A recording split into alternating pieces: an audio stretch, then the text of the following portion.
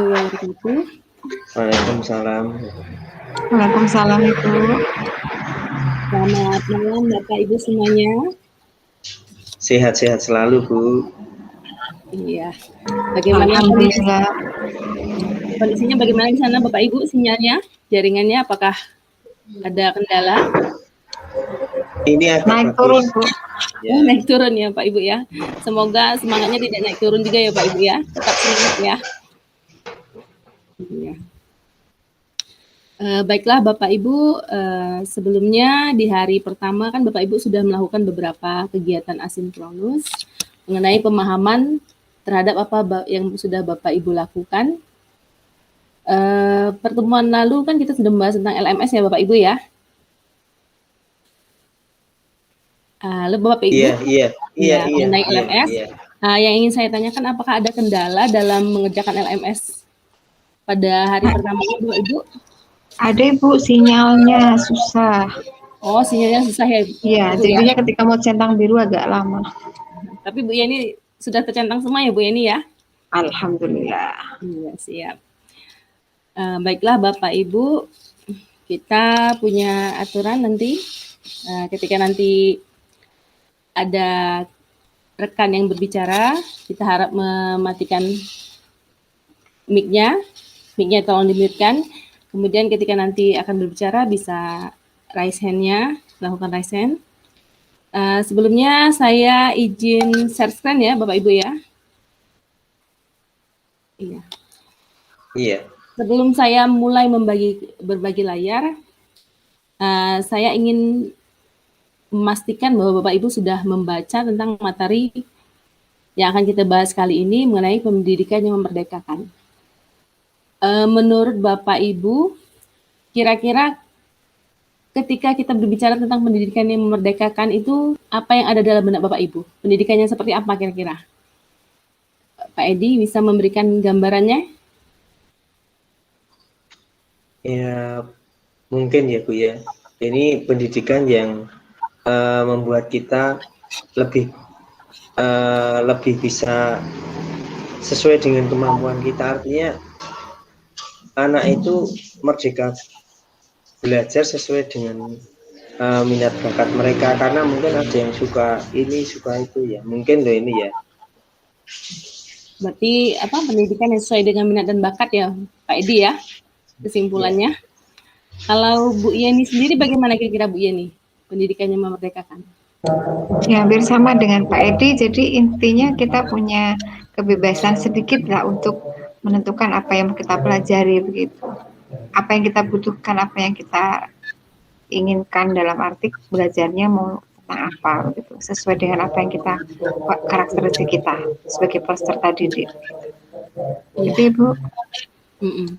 Terima kasih Ibu Yeni. Berarti Pak Edi, Ibu Yeni, semuanya sepertinya sudah memahami mengenai pendidikan yang memerdekakan itu seperti apa. Jadi saya di sini hanya berbagi dan memberi penguatan tentang pendidikan yang memerdekakan itu sesungguhnya seperti apa. Saya izin berbagi layar ya Bapak Ibu ya. Ya, Bu, silakan.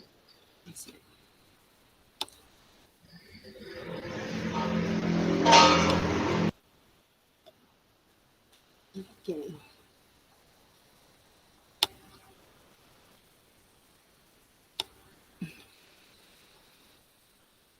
Pendidikan yang memerdekakan itu sendiri itu kaitannya nanti pada refleksi filosofi pendidikan Ki Hajar Dewantara. Jadi inti dari modul itu di mana peserta diharapkan mampu memahami pemikiran filosofi Ki Hajar Dewantara dan melakukan refleksi kritis antara korelasi pemikiran Ki Hajar Dewantara dengan pendidikan saat ini. Kemudian juga peserta juga telah memahami mengenai dasar-dasar pendidikan Ki Hajar Dewantara melalui video, bacaan yang sudah disampaikan oleh instruktur yang ada di LMS. Kemudian juga bagaimana mereka bisa mengelola pembelajaran yang berpihak pada murid dan pendidikan yang memerdekakan.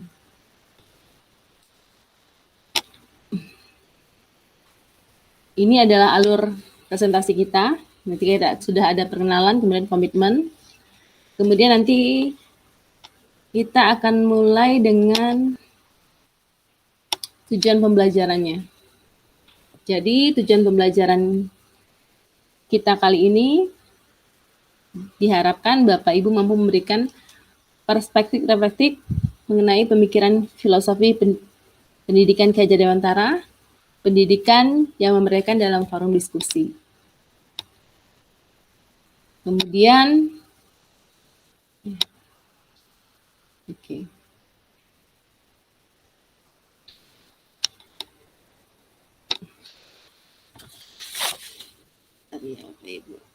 Dari pendidikan yang memerdekakan itu, menurut Bapak Ibu, apa poin-poin dari pemikiran Ki Hajar Dewantara itu sendiri, Bapak Ibu? Dari video yang sudah Bapak Ibu tonton, dari PDF yang sudah Bapak Ibu baca, kira-kira pendidikan memerdekakan itu seperti apa kira-kira bentuknya, Bapak Ibu? Poin-poin dari Ki Hajar Dewantara.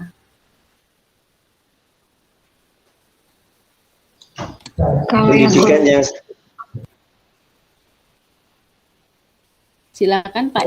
Pak Edi dulu, ya, silakan. Pendidikan sesuai dengan kodrat anak itu tadi Bu, sepertinya. Pendidikan sesuai dengan kodrat anak, kita menumbuhkan mereka.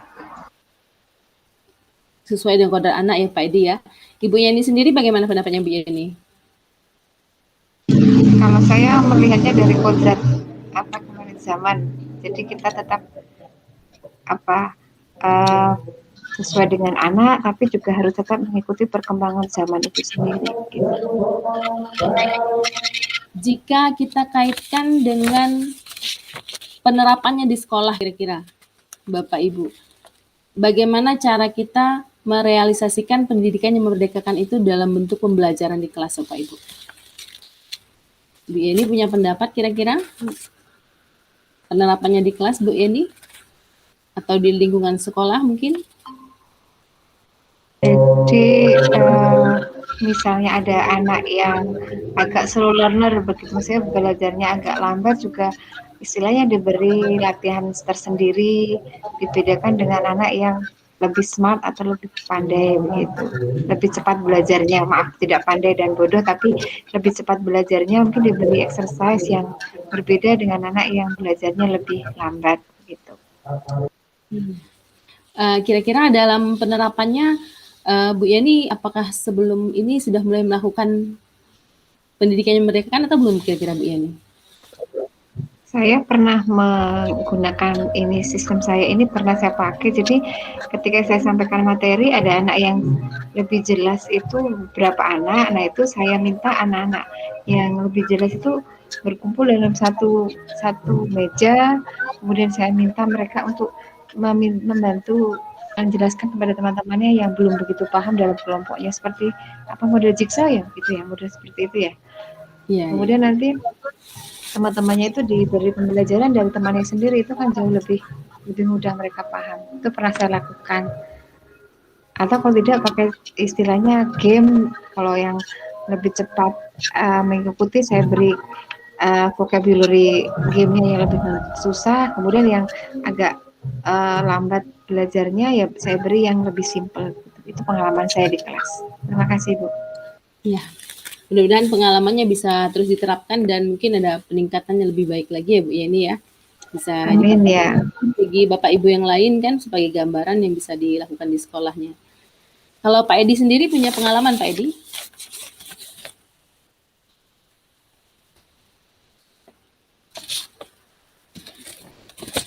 Sepertinya mic-nya masih di mute itu Pak Edi. Oh iya betul. Dalam pembelajaran sesuai dengan kodratnya itu, kita sepertinya mengenal mereka peserta didik itu supaya kita tahu karakteristik mereka sehingga kita bisa menumbuhkan sesuai dengan kodrat mereka. Artinya mereka memiliki, biasanya kan mungkin ada watak yang kurang baik. Jadi dalam pembelajaran itu kita bisa mendampingi mereka supaya watak itu tidak keluar dengan baiknya, tapi kita bisa dengan pendidikan itu membawa mereka menjadi pembelajar yang Pancasila tadi. Itu dari segi itu. Kemudian dari dari karakteristik siswa kita bisa seperti katakan tadi menumbuhkan padi, kita tidak bisa menjadikan seperti jagung, tapi kita menumbuhkan padi yang artinya yang bisa punya banyak isi dan sebagainya. Itu.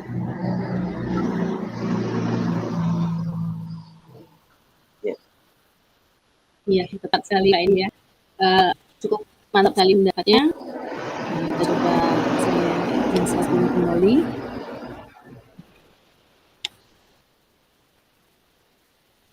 Di sini menurut Ki Hajar Dewantara bahwasanya peran pendidikan sebagai penuntun. Jadi tentu hanya menuntun, sebenarnya kodrat-kodrat itu sudah ada pada anak. Adapun tujuan pendidikan itu cuma dua, keselamatan dan kebahagiaan. Jadi bagaimana anak-anak itu dapat mencapai keselamatan dan kebahagiaan yang setinggi-tingginya baik sebagai manusia maupun anggota masyarakat. Bagaimana nanti ketika dia tumbuh dan berkembang, dia mampu bermanfaat bagi orang lain. Kemudian seperti kata Pak Edi tadi bahwasanya pendidikan itu atau guru itu diibaratkan sebagai petani. Jadi yang namanya petani, jika dia menanam jagung, maka dia harus menanam dengan cara menanam jagung, tidak bisa menanam jagung dengan cara menanam padi, akan berbeda hasilnya. Jadi intinya apa? Kita tidak usah memaksakan bahwasanya kita ingin anak itu tumbuh seperti ini. Biarkanlah mereka tumbuh dan berkembang sesuai dengan kodratnya. Kalau dia jagung, biarlah dia tumbuh seperti jagung. Kalau dia padi, ya tumbuhlah seperti padi. Intinya kita hanya mengasah bagaimana dia mampu mengembangkan diri mereka sendiri. Kemudian poin yang ketiga, ini ada budi pekerti, di mana ada budi, pekerti, dan watak ini semuanya harus seimbang. Kenapa harus seimbang? Karena ketika dia seimbang, dia akan melahirkan profil pelajar Pancasila yang bijaksana, yang mampu mengatasi segala sesuatunya dengan bijaksana. Jadi hal ini biasanya tercipta pada permainan-permainan. Kalau kita ada permainan gobak sodor, mungkin di sekolah ada permainan congklak, enggrang, itu kan permainan-permainan yang bisa menumbuhkan karakter dan sifat baik anak intinya. Di situ ada rasa gotong royong, ada kekompakan, ya kan, ada profil pelajar Pancasila itu semuanya tercipta di sana. Di sini juga ada bermain. Jadi bermain adalah kodrat anak, di mana pikiran, perasaan, kemauan, tenaga, cipta, karsa, karya, pekerti itu sudah ada pada diri anak. Jadi dalam memberikan pendidikan,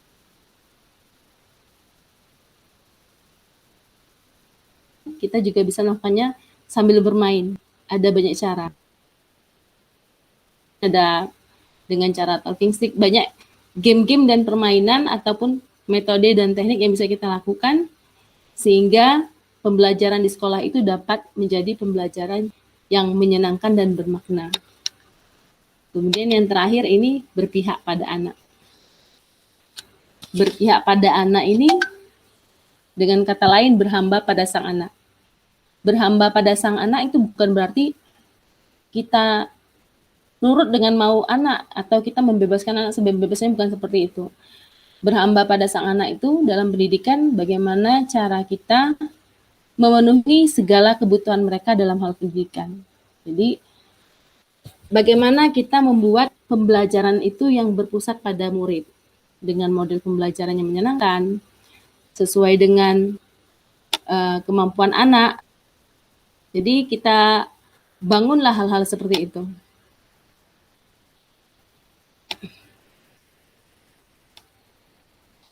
Kemudian yang pendidikan merdeka itu seperti kata Ki Hajar Dewantara itu berdaya upaya dengan sengaja untuk memajukan hidup, tumbuh budi pekerti, rasa, pikiran, roh, dan badan anak dengan jalan pengajaran, teladan, dan pembiasaan.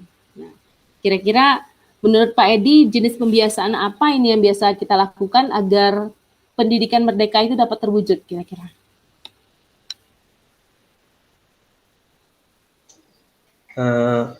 Menurut saya pembiasaan itu ya pembiasaan yang baik. Artinya dalam kebiasaan mereka, entah itu dalam pengetahuan, memiliki kebiasaan yang baik untuk mau belajar. Kemudian dalam keterampilan mereka punya kebiasaan untuk berlatih, untuk melakukannya dengan semaksimal mungkin. Mungkin itu, Bu. Bu Yeni sendiri di sekolahnya apa jenis pembiasaan yang ada di sekolah Bu Yeni biasa menurut Bu Yeni? Pembiasaan positif. Kebiasaan positifnya untuk mapel bahasa Inggris atau untuk secara umum, Ibu? Untuk mapel bahasa Inggris kira-kira. Kalau mapel bahasa Inggris itu menyapa guru ketika bertemu, misalnya walaupun pakai greetingnya yang simple begitu, tapi kebiasaan untuk menyapa gitu. Iya. Ya, terima kasih Bu Yeni. Jadi kita sebagai guru bahasa Inggris, mari kita samakan persepsi. Tujuan kita sebagai guru mata pelajaran bahasa Inggris adalah memfasilitasi anak-anak semaksimal mungkin untuk mencapai profil pelajar Pancasila yang dapat kita kaitkan dengan kompetensi yang ada di mapel kita. Jadi banyak hal yang bisa kita lakukan ya Bapak Ibu ya. Intinya pendidikan yang memerdekakan itu kitalah sendiri yang melahirkannya. Kenapa begitu? Karena sebagai guru kita adalah penuntun. Jadi kita dululah mencerminkan sifat-sifat sebelum kita meminta anak menjadi profil pelajar Pancasila, kita harus mencerminkan dulu sebagai guru yang juga memiliki profil Pancasila tadi dengan melakukan pembiasaan-pembiasaan yang akan tumbuh sendiri menjadi kebiasaan baik bagi diri anak.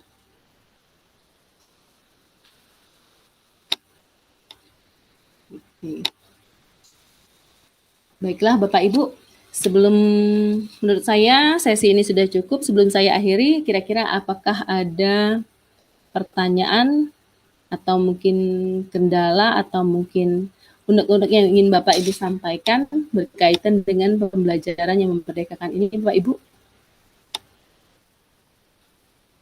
Ada pertanyaan mungkin dari Bu Yeni?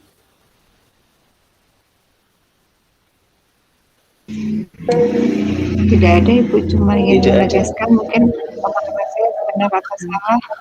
Jadi kalau kita sesuai dengan filosofi Ki Hajar Dewantara, berarti kita harus memberikan contoh terlebih dahulu ya kepada anak-anak begitu. Dalam arti contoh di sini contoh yang baik sehingga pembiasaan mereka jadi baik. Gitu. Itu kesimpulan saya begitu Ibu. Iya. Kalau Pak Edi, kira-kira bisa merefleksikan kegiatan kita hari ini, Pak Edi?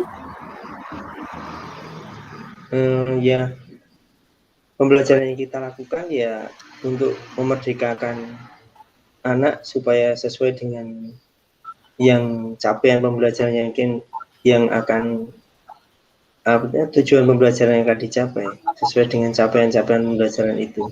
Jadi kita menuntun mereka menuju ke sana sesuai dengan kemampuan anak, tapi maksimal gitu.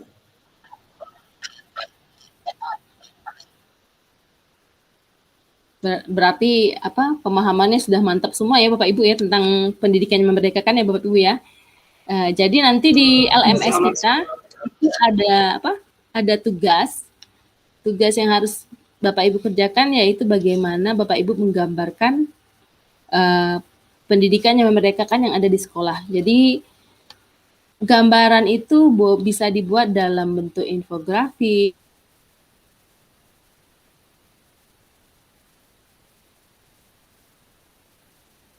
berkelompok. Nanti dalam ruang kolaborasi silakan nanti didiskusikan, boleh melalui WA group atau mungkin langsung dalam Google Meet, silakan Bapak Ibu ya, kesepakatan kelasnya. Jadi nanti tugasnya silakan diupload sebelum tenggat waktu yang sudah kita tetapkan ya Bapak Ibu ya. Baiklah,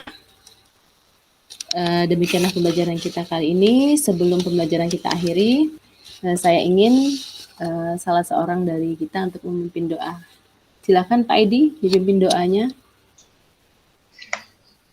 Baik, karena pertemuan kita sudah selesai, maka mari kita berdoa karena tadi pertemuan sudah lancar sesuai dengan yang kita harapkan.